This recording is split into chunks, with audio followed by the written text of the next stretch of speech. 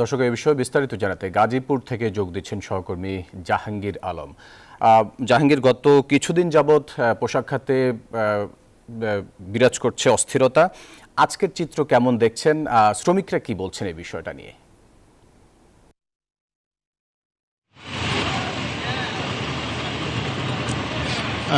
ফয়সাল, আসলে আমি যদি বলে দিই যে গত কয়েকদিন ধরেই কিন্তু পোশাক শিল্প খাতে কিন্তু অস্থিরতা চলছে। তারই ধারাবাহিকতায় কিন্তু গতকালও কিন্তু বকেয়া বেতনের দাবি এবং বাড়তি যে বোনাস রয়েছে সেই বোনাসের দাবিও কিন্তু শ্রমিকরা আন্দোলন করেছে।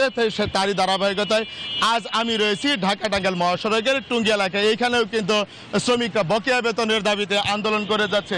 আমি যদি একটু দেখাই যে বকেয়া বেতনের দাবিতে যে শ্রমিকরা যে আন্দোলন করছে সেই আন্দোলনের প্রেক্ষিতে কিন্তু যে ঢাকা ময়মনসিংহ যে মহাসড়ক রয়েছে সেই মহাসড়ক কিন্তু দীর্ঘ যানজটে পরিণত হয়েছে এবং সাধারণ যাত্রীদের সাথে কথা হয়েছে, তারা কিন্তু বলছে যে তারা ভোগান্তির শিকার হয়েছে এবং সকাল থেকেই কিন্তু আসলে এই যানজটের সৃষ্টি হয়েছে এবং যে শ্রমিক রয়েছে তাদের দাবি যে বকেয়া বেতন যতক্ষণ পর্যন্ত না দেওয়া হবে এবং এই দাবি যতক্ষণ পর্যন্ত আদায় না মেনে নেওয়া হবে ততক্ষণ পর্যন্ত কিন্তু এই আন্দোলন চলবে। এই মহাসড়ক কিন্তু তারা অবরোধ করে রাখবে, এটি কিন্তু তারা এখন পর্যন্ত বলছে। তো এখন পর্যন্ত সকাল থেকেই কিন্তু এই অবরোধ চলছে এবং যে ঢাকা ময়মনসিংহ যে মহাসড়ক রয়েছে সেই মহাসড়কটিতে কিন্তু আসলে যানজটের সৃষ্টি রয়েছে।